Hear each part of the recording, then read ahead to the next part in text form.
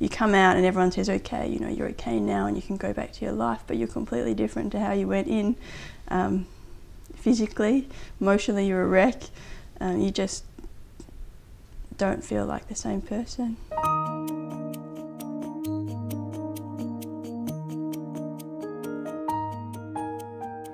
Everyone deals with their cancer diagnosis and finishing treatment in different ways. If you are finding it difficult to cope, speak to your oncologist or GP. They will be able to refer you to someone who can help.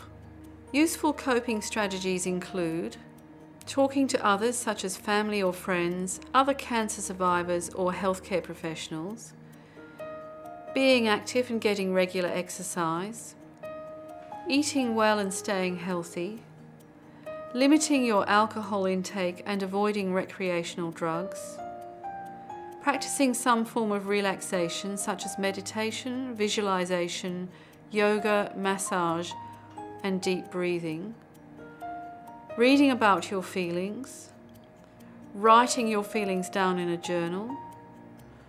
You might find it useful to join a support group, and it's often helpful to set short and long-term goals. Mostly I'm pretty cruisy, but occasionally you have a moment where it just all comes out. You're sitting there and, you know, like I remember one time I was having a bath and just, yeah, you just cry, just out of nowhere. And you think, wow, you know, what if this and what if that? And yeah, it's really tough. There's a lot of what ifs, you know, at the end of the day. And yeah, whether it's fertility or whether it's the checkups or, you know, a bunch of other different aspects, you do get a lot of what ifs and you have a few moments. And I think that's part of it. You know, I'm glad I have those moments because otherwise I'd bottle them up and, you know, that's not good. It was really great to be reassured by the breast care nurses and other people that was normal, that you will have those days. And I still say, I still have those days sometimes where I have a bit of a what they call a black day or a blue day, and you will have them and continue to have them, and that's normal. Cancer will always leave a scar. The scars are internal, they're emotional, they're intellectual, and they're physical. The physical scars are probably the least of the worries. But it's the emotional scar that people go through in terms of their journey. My husband's kept me positive. He's a very positive person. He sees the treatment that will work, and that's as far as we should see. It was through the district nurses who said to me, why don't you come into Sale? I was still on the farm then, and they're having a look good, feel better program. So I said, well, all right, I'll come. I didn't really feel I had to go, but I said I would go. Well, it was a great morning.